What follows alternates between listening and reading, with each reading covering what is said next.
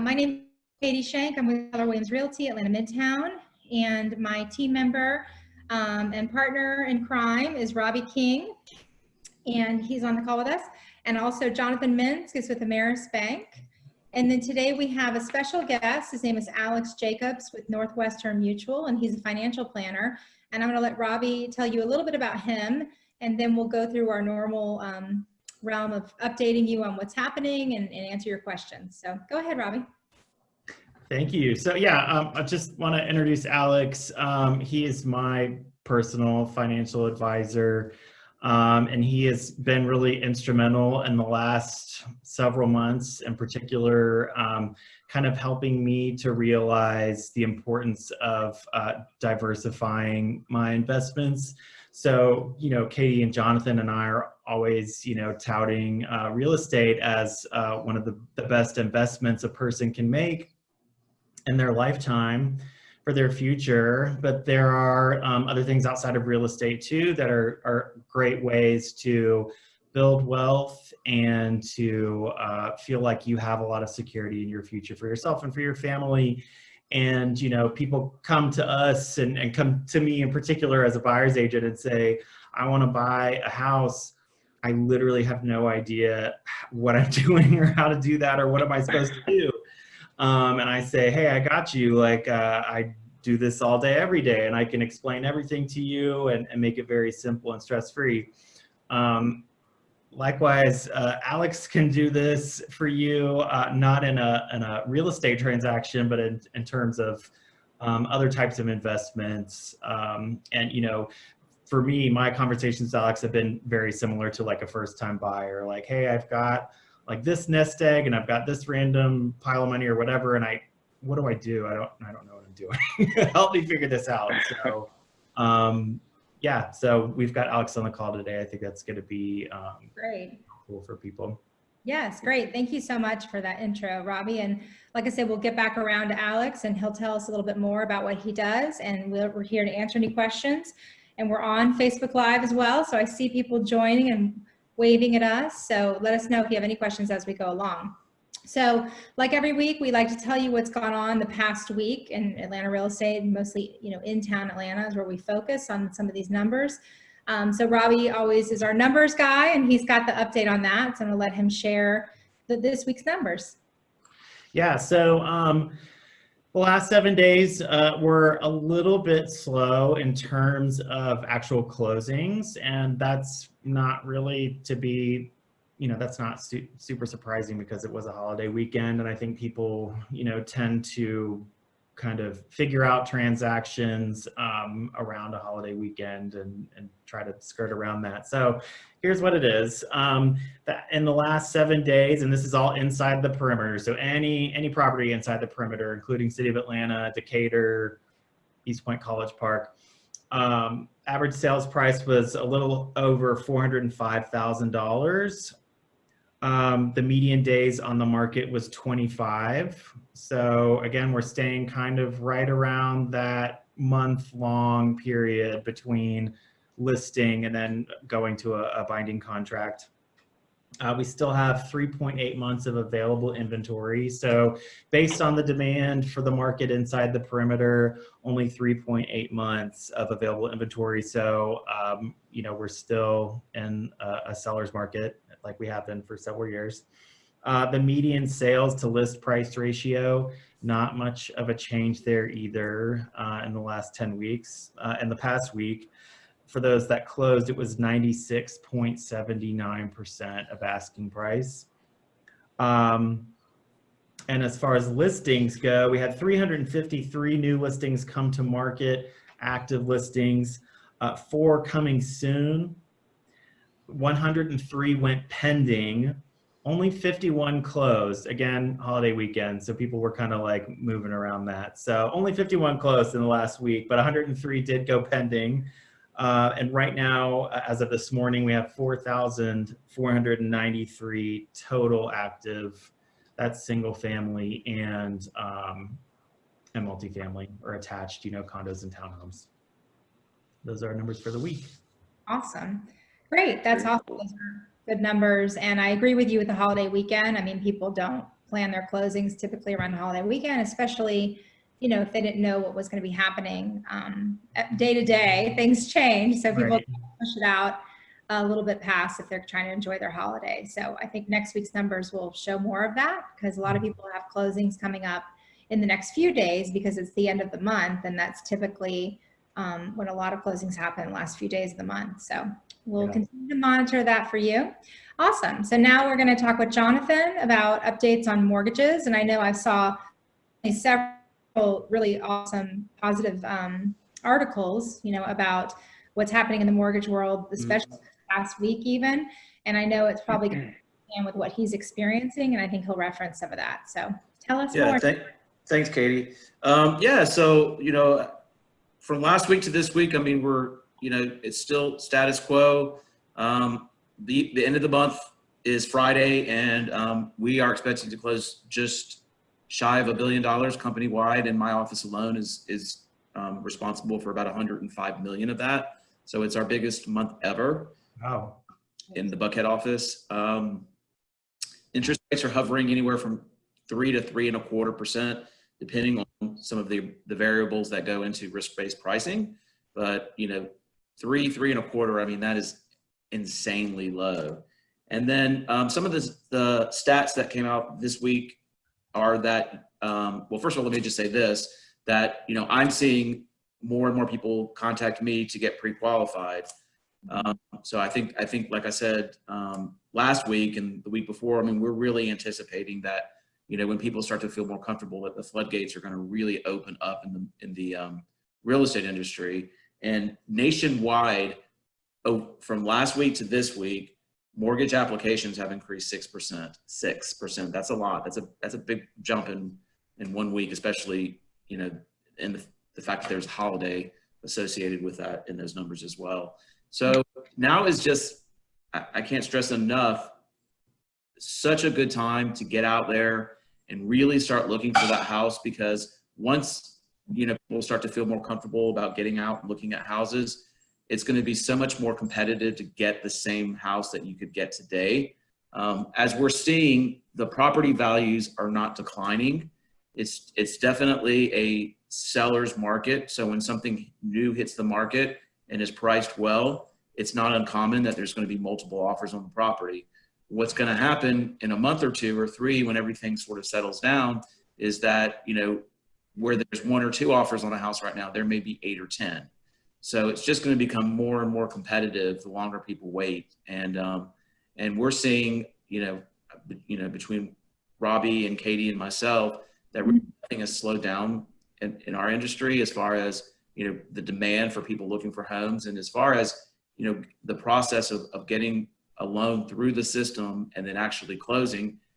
There have been some changes that closing attorneys have made, but overall it's business as usual. We're closing more volume than we ever have, and doing it without missing any closings. So, you know, due to technology, everything is moving on exactly as it should. And again, I can't stress enough, with these rates as low as they are, now is the time to really go out, get pre-qualified, and start your search. So that's it for me this week, and I'll turn it back over to Katie. Great. Thank you, Jonathan. Yes, I agree again with everything he says. It's a great time. And it's been really, really interesting and encouraging, you know, to have these calls every week to see, especially in his position, the amount of increase of the activity that's happening and new applications, because it also is a great time to refinance. And there was a lot of that going on. I think there still is a lot of that going on. But I think that the purchases or the pre-approvals are starting to, you know, if not be equal, then start to outrun the refis, because everybody has refied already. They don't need to anymore. And now they're thinking, well, maybe we need to buy another house. So great time for that. And rates are holding steady. And Jonathan is a wonderful resource to, even if you're not sure, you know, about anything, about how, if you could qualify to buy a house, or if it's a good time to your existing mortgage. He's a great resource that you can just call or email anytime to ask those questions. So now we're going to move on to our special guest, Alex Jacobs with Northwestern Mutual, and we'll let him tell in his words a little bit about what he does, and then any interesting happenings that have gone on with you and your business over the last 2.5 months. And then we may have some additional Yeah. questions. So thank you, Alex. Yeah, thanks for the intro. So I guess a little bit about what I do first. So I do financial planning, and I'm with Northwestern Mutual. And the thing about financial planning is it really just means different things for different people. So I think usually the light bulb that goes off in folks' head, when they're speaking to a financial planner or a financial advisor, they're thinking about, the short-term investment strategies. What are some stocks and bonds that I should be investing in? And I can certainly help with that, but generally the recommendations that I'm making are how does it fit into the context of your holistic plan. I'd say the thing about the financial services industry as a whole is that, more often than not, we're not doing the best job of taking the idea, whether it's short-term wealth management strategies or retirement planning or whichever it is, and connecting all that back to how is this relevant for me right now at this point in my life, or how does this reduce the stress in my life or enhance my peace of mind. And so really what I do is just help my clients understand that financial planning really comes in two parts. And so the first part is just all about you and your goals. So we call that the mission, vision, goals, and values of planning, which is really just taking a break from this thing called reality for a little while, from the pandemic and everything else going on, and really helping us pinpoint your goals, where you want to be in 3 years, 5 years, 10 years, and what are some things you can start doing today so you never have to worry about looking back and have any sort of financial regret. So that's really the first step in the financial planning process. And then what comes second would be the tools, tactics, and strategies that we use to accomplish those goals. And so buying a home could certainly be a tool if your goal is to generate, for example, some passive income that you can have coming in addition to whatever you're making in your current job. And so I guess some interesting facts about me and my business is we actually just had our biggest month ever as well. Brought on so far in the month of May 20 new clients, which is about a new client a day, which is big. So I think just to give you a reference, an average month you would expect maybe 12 new clients. So about a new client per business day is huge, and April was actually biggest, I guess the second biggest month. I can't remember exactly what we did, but it was huge. And doing it all virtual and during a pandemic. And so, I mean, most of the questions I'm getting is what are some things I can start doing now to take advantage of a down market? Is it a good idea to put money aside when I'm worried about, job stability and things like that? But again, we always try to back into it within the context of the plan. And so, yeah, I mean, I could speak more to my process or what are some general recommendations that we're making. But I don't know, maybe I'll let y'all have the floor, how y'all generally go about it with Q&A or have. Well, I could say something anecdotally, which is that, and this kind of speaks to what has been going on in, the last several weeks. I mean, Alex definitely took a call from me one day where I was like, it's funny how we all kind of have to have each other's backs. Like we've got our clients' backs, hands down. Like that's the thing. And for me and Katie and Jonathan, it's like, you got to take those calls from those people who are feeling worried. And Alex, had to do the same thing for me one day. I definitely called him, was like, oh my gosh, everything's plummeting. The sky is falling. Like I want out. Like, where's the ripcord? I have to get out of here. And he's like, are you retiring tomorrow or something? Like, you really don't have to do anything right now. This is going to happen 4 times before you retire. And I was like, oh, right. Okay, thanks. And it was just like, whew, okay, that makes sense. Yeah, I'd say that's probably the biggest concern, I guess, is for my current clients, and we're managing their retirement accounts. What are some things I need to do to reallocate so that I don't lose more of my capital? And I think, and Robbie's definitely not alone. We've had numerous calls, as you could probably imagine, from really sophisticated investors. I mean, we have one client is, a director, I think his title is like Director of Financial Services at Home Depot here in Atlanta, and you know, we're managing his account, and we got the same call, almost the exact same call. And you know, as long as and he has a 20-year plus, you know, time horizon before we're going to start drawing from the account. And so general rule of thumb is just, you know, we're not changing any strategy. You're still making your regular contributions. If anything, it might make sense to increase your contributions a little bit, because right now during a down market, that just means everything's on sale, right? So if you have been looking to invest in, you know, Delta stock, for example, and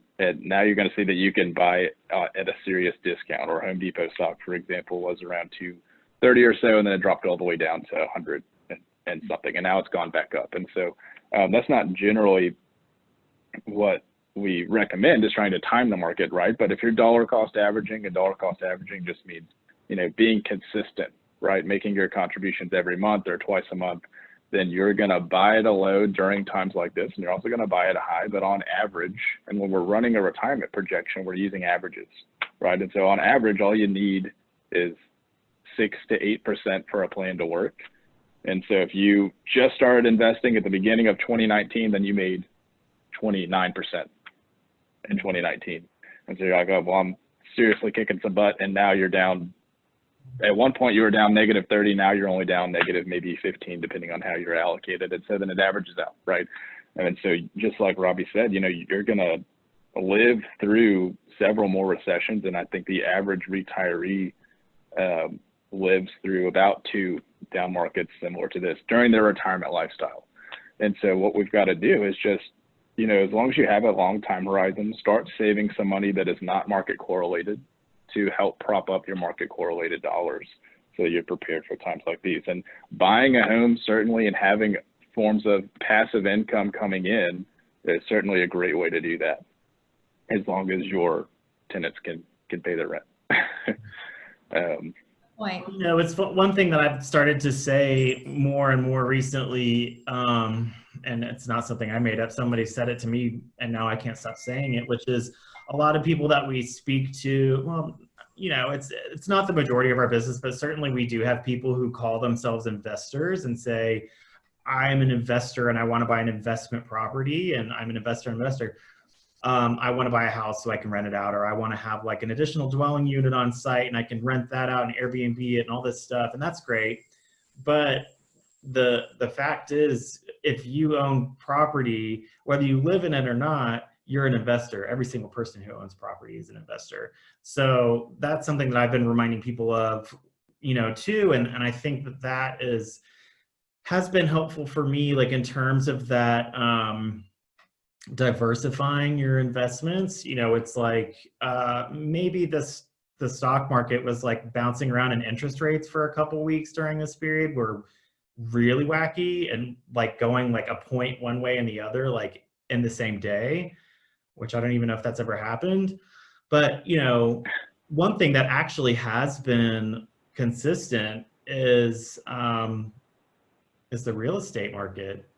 You know, so it's like, even if like, it's good to diversify. And this is something that Alex has been teaching me. It's like, even if you're, you know, you've got this pile of money over here that's going crazy right now, actually the housing market hasn't really moved. I mean, we're kind of slow on transactions. It hasn't been like, we're not having like 15 closings a week or whatever, but the actual investment itself is solid. And that is, I think, a really great reason to invest in property always, because you have to have a place to live.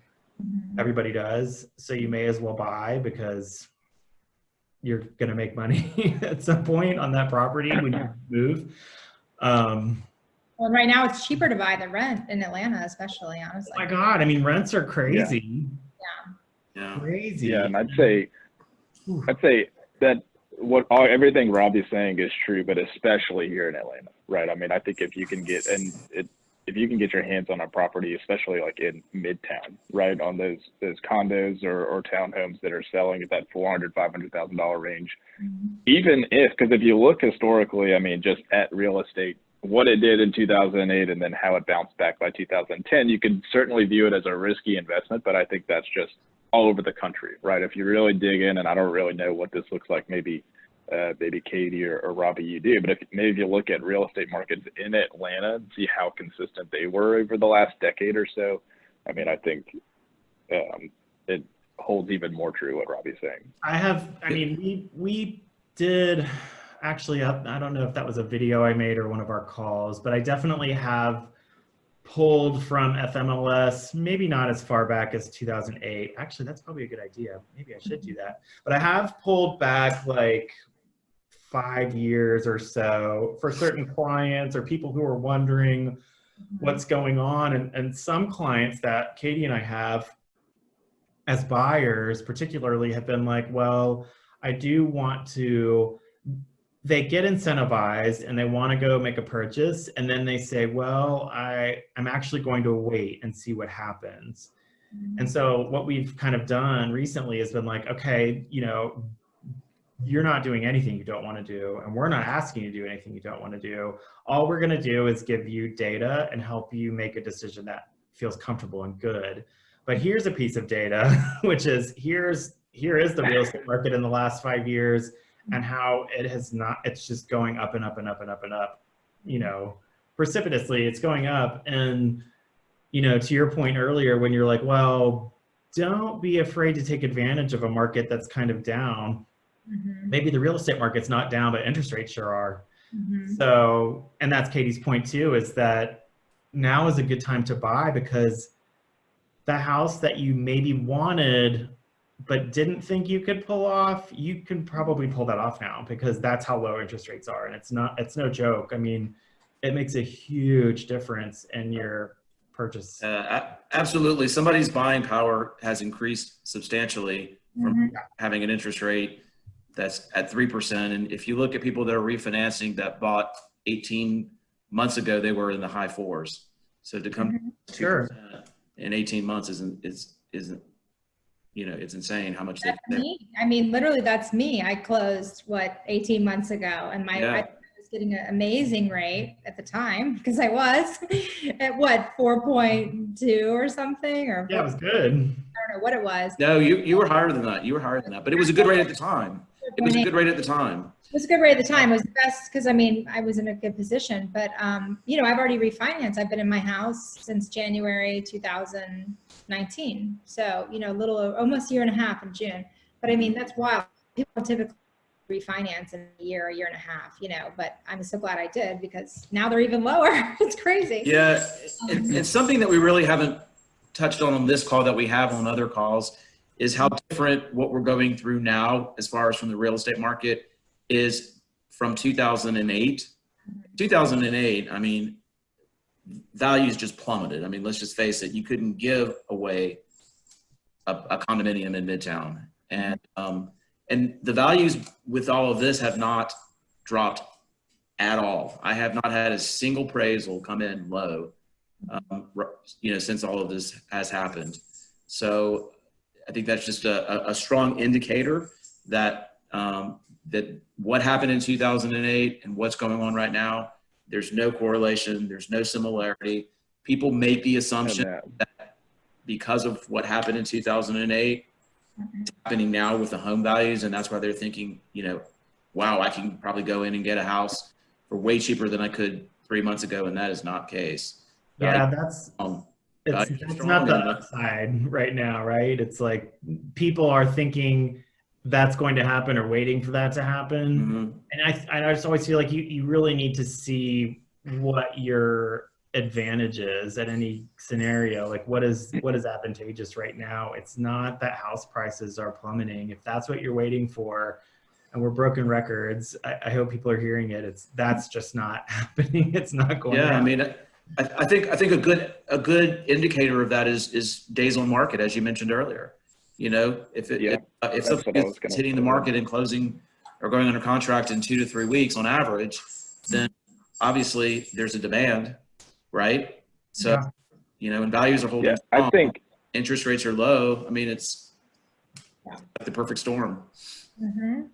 Yeah, I think one thing you just really got to be able to do is explain why did the housing market specifically in 2008 drop and why is it not going to drop now. And so the main reason for what happened in 2008 was subprime lending in the housing market, right? And so that's not what caused this recession, right? It has nothing to do with people not being able to sell their homes. It has something to do with the coronavirus causing a different kind of uncertainty, which it's the increase in unemployment, which of course lowers the values of stocks and everything else in the market. But it has nothing to do specifically with the real estate industry that's causing this recession like it did in 2008. And so just being able to explain that, and especially, again, going back to, I don't know if you have marketing pieces that's specifically to real estate in Atlanta, but I mean, even if you do see a decline in the next couple of months, which I really don't think it'll be substantial, I'd be surprised if you see any sort of decline specifically in Atlanta. Mm-hmm. No, we don't anticipate that at all. So. Yeah. I'd like to, can I just kind of add on that as well? So right now, 40 million people have applied for unemployment. Mm-hmm. And so there are people that are thinking that, okay, we're going to start to see a large number of foreclosures again. And that is actually not going to be the case. Lenders are putting people that have lost their jobs into forbearance, which is very different than foreclosure. Forbearance just means that they're letting them miss X number of payments and adding it to the back end of the loan so that they can stay in their home. It's not considered to be a black mark on your credit rating. Mm-hmm. Somebody who doesn't have a job, who doesn't have income coming in, can go ahead and stay in their house. And then once the pandemic starts to subside and employers are hiring back and unfreezing the furloughs, then people will start to make their payments again. And then when they go to sell their house down the road, assuming they don't stay there 30 years, then they'll pay that money back. So that's going to keep the housing market strong, because we're not going to see all of these homes start going into foreclosure like we did in 2008 and people having fire sales. Mm-hmm. It's just not happening right now. And I can speak a little bit about that too, is that investors who like buy homes and renovate them and flip them typically buy the homes that are in foreclosure, and there's no houses in foreclosure right now.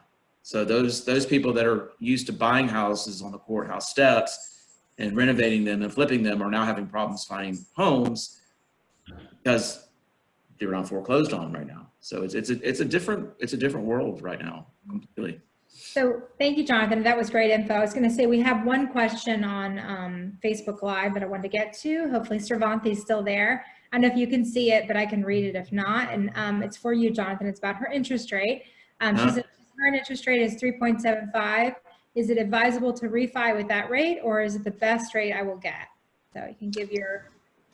My opinion is if you're at 3.75, is unique. We can get her down probably somewhere between 3 and 3.25.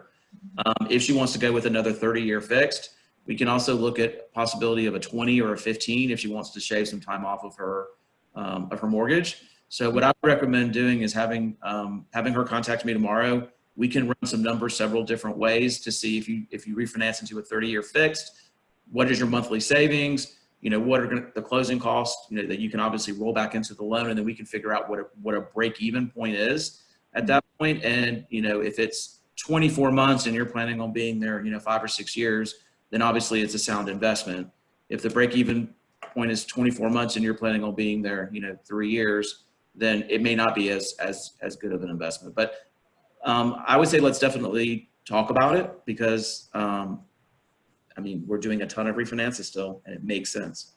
Yeah, absolutely. Very good question. And I like that she gave a specific number, because every week we were talking about how low these rates are, and you have quoted rates as low as 3.25 and even below, which is just blows my mind every week. And yeah, everybody to get a mortgage or refi, it's just so awesome. Because again, anybody who's bought homes in the last, I'd say 20 years, these numbers will blow your mind, what your original mortgages might have been 5, 10, 15, 20 years ago. It's just not even comparable. So Yeah. Great. Yeah. So did y'all have any other questions for Alex, or I might have one. I just wanted to see if anybody else had anything else. Or Alex, do you have any questions for us? You know, either way. I did. I took a couple of notes at the beginning. I had the question just because Robby mentioned, I guess days on market and I guess sales being within 96.7% of asking price. I mean, I don't know if, I guess historically, is that normal, or is that at a high, or what is, I guess, a normal amount of days on market, or what do you see as far as sales within the ask price? I was just curious.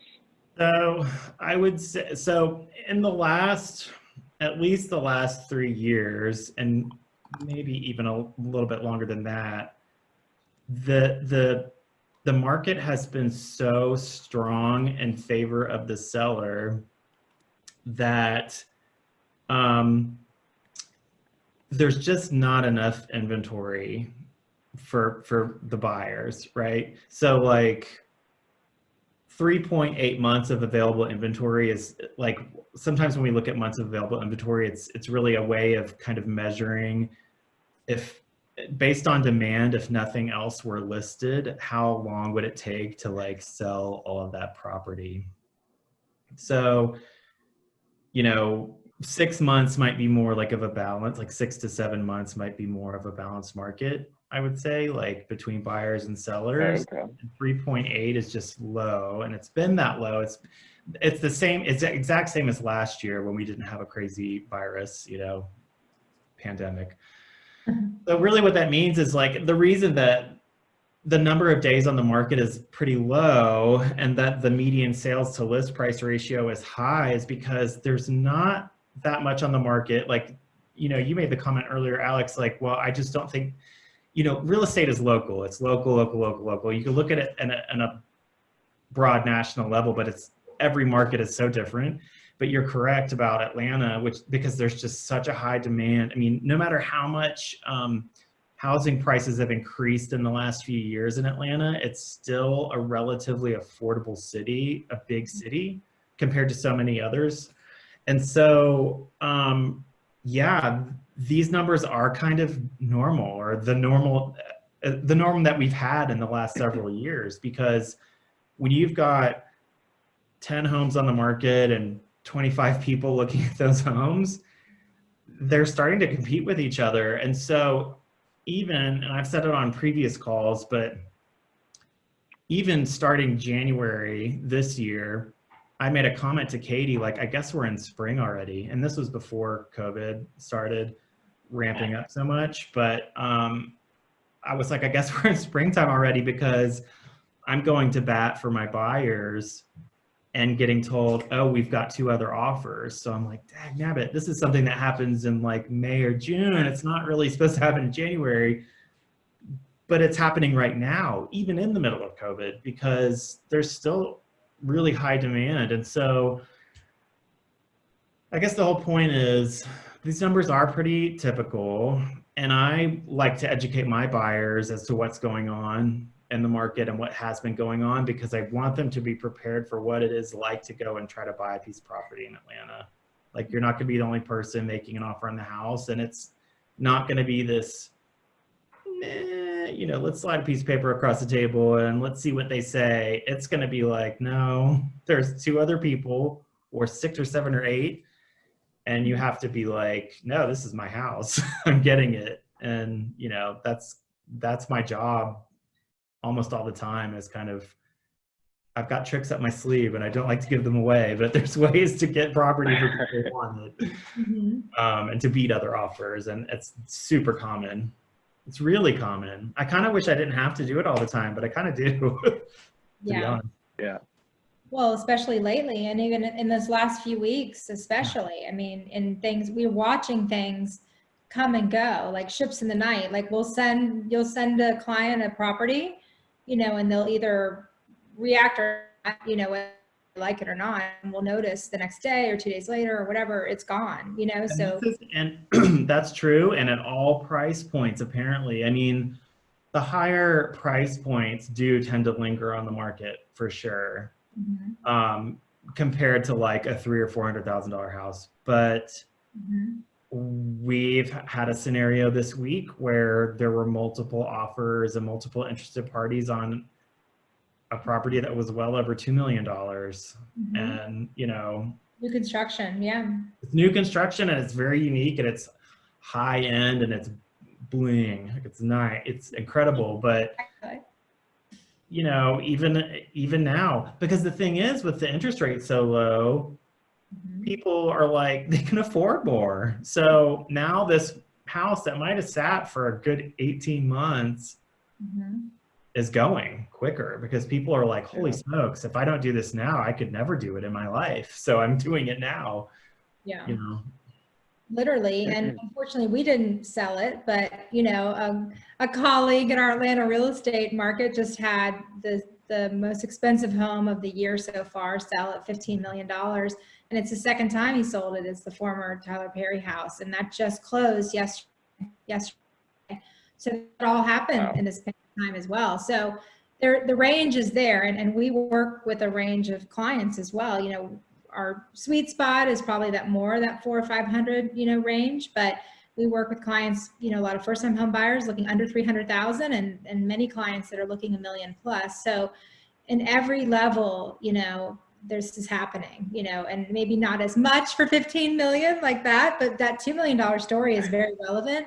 And that client might, you know, he's considering now something else and he's really having to think about the timing and is it the right time, and maybe this property is worth X. They were thinking they could get it for less, you know, so it's kind of reevaluating all those things right now. Yeah. The affordability is there though, as far as with the interest rates and stuff, they can spend more, you know, right? And I'll speak a little bit too about interest rates on the jumbo market. So for those of people that are out there, anything that's $500, $10,400 or less is considered to be a conforming loan amount. There's one set of guidelines, and then anything that's 510, 401 and up is considered to be a jumbo and fall under a whole other set of guidelines. And it used to be before pre-COVID that the jumbo rates were really neck and neck with the conforming rates. And after all of this has happened, a lot of the investors in the jumbo market have pulled out temporarily. And so we've seen the pricing go from, you know, 3 1/4 to 3 7/8 on jumbo, which is still low, but it's not as low as it was before the coronavirus. And my guess would be is that once this is all settled, they will start to come back down and be, you know, more in line with the conforming rates. But right now there's a big differential between the two.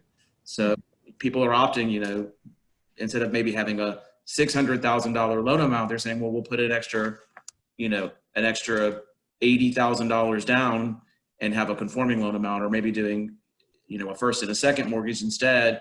But even investors on the second mortgages are pulling out of the market right now. So it's hard to find, you know, investors that are, you know, that are doing second mortgages, as well as home equity lines of credit. I mean, for example, we would go up to 85% loan to value on a home equity line of credit, and just last week we dropped it to 70%. So, you know, I'm glad I did mine. Yeah, you did yours in the nick of time, honestly. Yeah. But you know, I mean, again, I think these restrictive. I'm sorry, say that again. A lot of that is to protect so that it doesn't get out of control. Yeah, it's these restrictions are in my opinion are going to be very temporary. I think we're going to see things go back to the way they were shortly, but just right now, you know, certain areas are becoming more risky, and lenders are just, you know, cutting back on those areas. Not that they want to, but there's the necessity for doing so. Jonathan, can you remind me what FHA caps are pretty high now too, right? Yeah, it's like 385. Okay, so 385 now. 384 and some change. Okay. Yeah, and then we've got a great product that is a conforming loan amount that's 100% financing for first-time home buyers. So someone essentially could finance 510 400 with no down payment. Wow. there are restrictions, and I won't go into that now, but so there are ways, there are ways like, so I earlier in the call, I had mentioned that, these investors that are buying homes and flipping them, are having a difficult time finding properties to buy and flip, but they also are having issues with FHA because a lot of these fall within the FHA price point. And so they have to own the property for 90 days. And what HUD considers owning the property is not the day that they buy the house, but the day that the deed is recorded. And sometimes it can take up to 60 to 90 days to record the deed. So then the clock starts ticking, from the day that the deed is recorded as to them owning it 90 days before they can turn around and sell it to a home buyer. So an alternative to that would be this Ameris Dream program, which is a conventional loan, and those seasoning requirements don't exist. So I think we're going to see maybe some of these investors trying to push their clientele to loans like that right now, because it's a good alternative. Yeah, that's very interesting and helpful, because we do have clients right now too that have been debating about investing or not, and I think that would play into their thought process, what they're able to do. And I mean, some of those loans, did you say that some of them are not 30-year fixed, they're shorter term loans too? Yeah, I mean, we've got an array of products, and we can do adjustable rates on almost all of them if it's going to be a short-term type of thing. I mean, we will do renovation loans on investment property, and actually they need to make 6 mortgage payments. So it's not something that they can just turn around and flip that, in 30 or 60 days, but they need to hang on to it for at least essentially 7 months or 6 mortgage payments. Cool. We'll see how, Alex, your question led into a whole nother, kind of worms that we opened up. But talk a lot. This is how these calls go, because if anybody has any questions as we talk about what's going on. You said did you have any others for us? We love questions, so we're out here looking for questions. Well, that was my main one. I mean, I don't know if, because I'm on Zillow and I'm looking at properties all the time, and sometimes I see properties that are on the market for certainly north of that average. I think you said 3.8 months. And so if you ever see a property that's been on the market for maybe 200 days or so, or maybe for some of your clients that are looking to buy, are you using that as that statistic of 3.8 months to negotiate the asking price? Well, yes.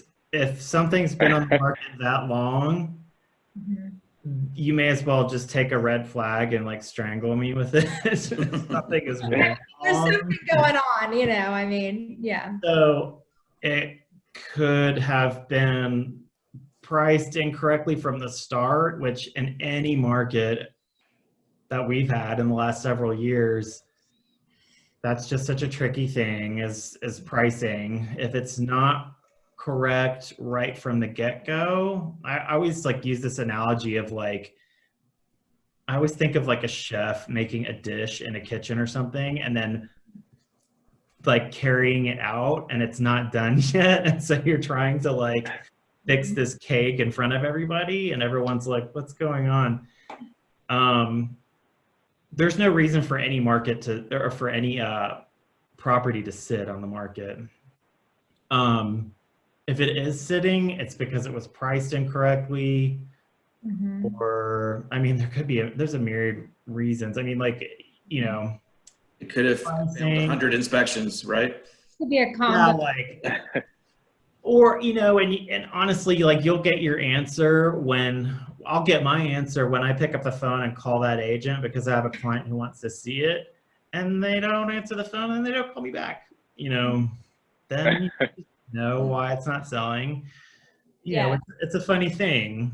Nothing should really sit. It could be as simple as oftentimes, the right representation. I mean, oftentimes there are a lot of different types of brokers out there, different kinds of discount, if you will, or just people that aren't full service. And sometimes it's sort of a for sale by owner situation, and they just don't know to do the things that we as full-time, professionals do every day. So that can hurt someone, and a combination of the price is too high, the isn't good. I mean, there's always those houses out there.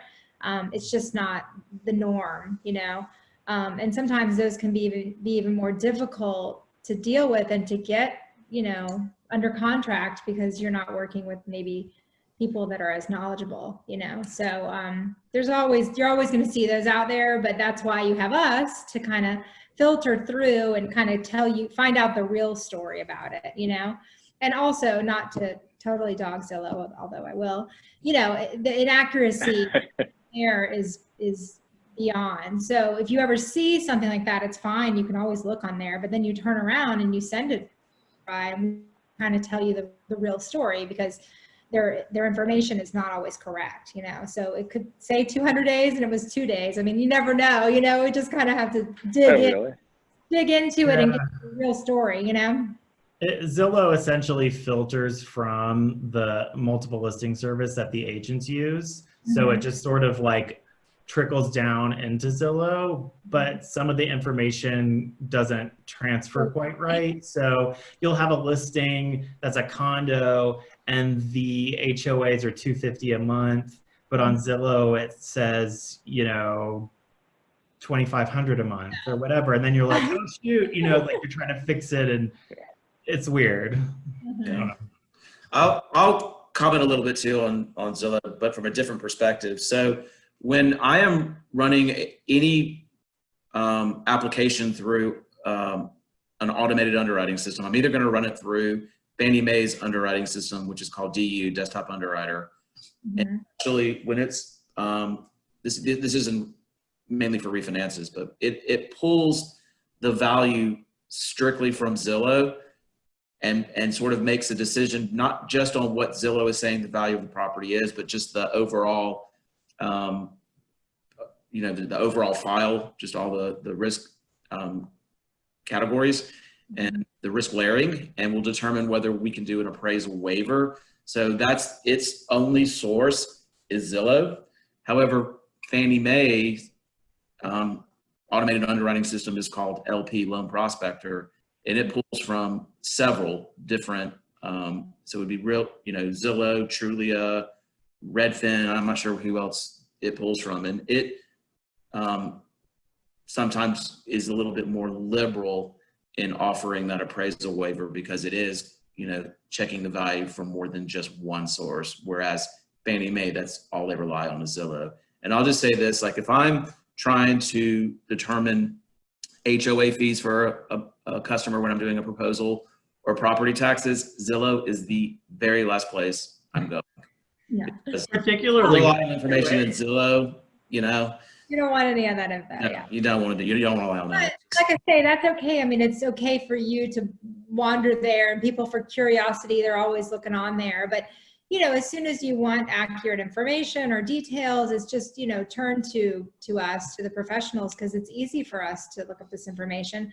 And even Jonathan will come to us and ask us questions, and other vendors involved in the transaction, because they want the accurate information. They don't have the access to the FMLS and MLS stats that we do. So Yeah, I mean, I found that when I'm estimating taxes on a property, I'm going straight to that county's tax commissioner's website, because that's the only place to get the real number. Everything else is just, could be accurate, could not be accurate. Who knows? It's just, it's a gamble. But Yeah. the tax commissioner's website, that's the latest and greatest numbers that are out there. Speaking of, property taxes, Jonathan is an amazing resource for property tax information. He's had to do quite a bit of detective work for me personally over the last year with property taxes. So he really is super knowledgeable on not just going to the website and looking something up. He now has contacts at Fulton County specific. Yeah. Cobb County that can get us the answers that we need, because this is all relevant. I mean, we're dealing with a seller right now who has a really inflated value, and we just kind of had to break it down on what's going on with that and what he can do about it. And having Jonathan and mine and the closing attorneys help, he's still to try to get some of that money back even after closing. But, you know, it's a complicated thing. And if you do live in the city of Atlanta or in Fulton County or DeKalb County specifically, we're pretty much the highest taxes in the state.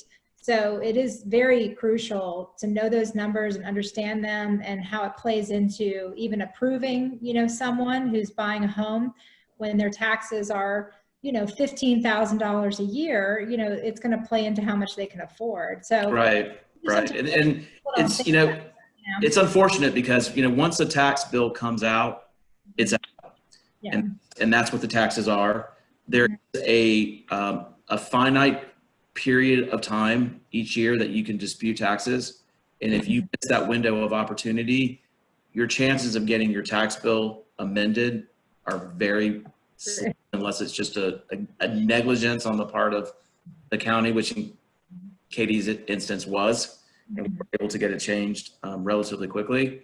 But for the most part, you know, the taxes that come out, if you miss that time to dispute the assessed value, then you're just going to have to wait another year in order to get your taxes back in line. So it's just one of those things that when you're looking for houses, it's really an important part of it is to really work with a lender that's going to take that extra step and really research what the real taxes are, because the last thing you want to find out is, you know, a week before closing that your taxes are 3 times what you thought they were.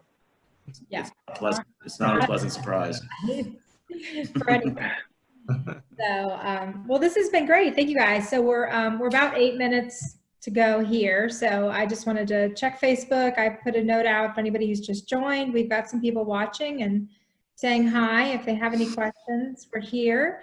And another question, I have a question for Alex. You spoke a little bit about, you know, working individually with people, but, you know, how do you work to find people's portfolios, you know, right now, or what's changed since the stock market has gone through some, you know, big changes in the last 6 months as well. So how are you working on that?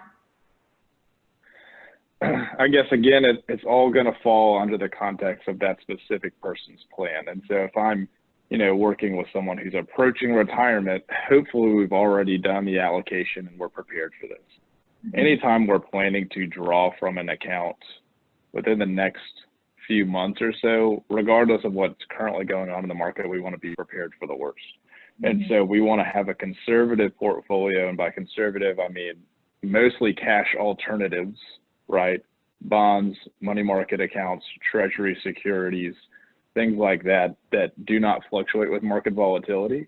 Mm-hmm. But if it's, you know, someone in their 30s or 40s, and we've got a retirement goal of, you know, 60 or 65, then if anything, we're probably just going to increase their contributions, right? We're not going to change a thing. We're not going to reallocate anything, because anything that's lost money, if we reallocate, for example, if you're in a really aggressive portfolio, let's say it's all stocks and it lost 15%. Mm-hmm. So some people might say, hey, how can we stop it from dropping, right? Although it's already gone back up, but I had a lot of calls like this in April, which we talked on. So how can we stop it from dropping? We're not going to do anything. We're just going to keep your contributions the same. We know that on average, it's going to go back up. If you look at over a 20, really even 10, 15-year period, on average, it's going to go back up. And as long as that's our time horizon, we're going to keep it the same. So if that's answering your question, I'm not sure if you're asking specifically about what we're investing in. No, I think actually you answered part of it that I didn't even ask, but I was thinking of, because I have a friend who I think had made some significant investments in the stock market I'd say over the last maybe years. And maybe he put more into it than he should have, if you will, you know, at the time, not knowing his plans. And he's personally just been very distraught about what's gone on, you know, in the market in the last, I'd say, year, I guess, 6 months, a year. And but he's young, you know, young. He's under 45, right? So I think what you're saying is important. I mean, this isn't money that we're living on at that age. It's money that you're supposed to be anyway. Yeah. Not gonna pay and keeping till you do retire. So I think a lot of people just see those drops and flip out, which, you know, it's not happening in real estate either, but that's how the overall picture of people get upset. They look at something like the market and like that happening and thinking that everything's just going, you know, in the toilet, when it's really not. So I like that you talk about the averages and the years. Watching the history is important. And Yeah, I'm sure that when I your think clients call you freaking out, even somebody like Robby was just called to say what's going on right now. It wasn't even like he's trying to pull all his money out. It's just like what's happening. It's a No, I scary. was. Oh no, you were okay. you have not you have not lost any money until you pull out, right? So there's a difference between a loss and a realized loss. And so if you have a stock portfolio that has lost value, you haven't actually lost anything until you actually cash it out. And then what happens when you cash it out? Now you started with whichever amount and now it's actually lower. So that would be a realized loss. Okay, but if you leave it alone and allow it to reappreciate, just like if you buy some stock, I'll use my Home Depot stock example, and then it appreciates, let's just say it doubles, like you really crushed it. You put some money in and you doubled it. You haven't gained anything until you sell it. When you sell it, that would be a realized gain. And so for my clients that reach out to me and they say, hey, I'm losing money, I'm just like, in the most polite way I can be, I'm just like, well, we haven't lost anything unless we change the strategy. And so it's only if you're currently retired and you're drawing from that account, right? So if you're in retirement and now it's down and that's all the money you had, that's your life savings that was in stock, and you're selling it and paying yourself an income, now you're currently losing money if you're doing that. But if it's just, we're not touching this for 15 years, then just go ahead and increase your contributions. Like I said, you're buying at a discount right now. Everything's on sale. And it's going to go up on average. Alex, I love that analogy that everything's on sale. That's great. Yeah, I like that too. Yeah. That kind of really just kind of dumbs it down per se. Just, now's a great time to buy into the market because, you're getting things at a discount. So why would you not? I mean, if you went to buy clothes, wouldn't you want to buy something that's on sale versus something that's full retail? Yeah. Of course. So I think it's a great way to, it's just like, to sum it up. That is. Yeah, sometimes I'm like, if we're talking about like grocery shopping, if you're buying a non-perishable grocery and you see it's like half off, you're just going to buy it all, right? And say right now, these big, large cap, Fortune 100 companies or whichever, their stock is all on sale. So let's buy it all now. And we know it's going to go back up eventually, even if it's, takes a year or so. And so the same, I guess, is true for, refinancing. And some people might think, hey, I want to wait and see if interest rates go even lower, but there's a cost of waiting, right? And so right now it's on sale. So you might as well get it while it's on sale. Absolutely. Absolutely. Yeah, no, that's great. I think that is a great point to wrap things up on, because we're a few minutes away from 6:30. So I really appreciate everybody being on the call and all the people watching on Facebook. I think we've had a good crowd there too. So if anybody has questions, you still have time. And also, you found us on Facebook, you found us with email and the information. So you've got all our contact info, but we'll definitely have Alex's info is there, as well as Jonathan, if you'd like to reach out to them individually and ask any questions about mortgages or investing. They would love to talk to you.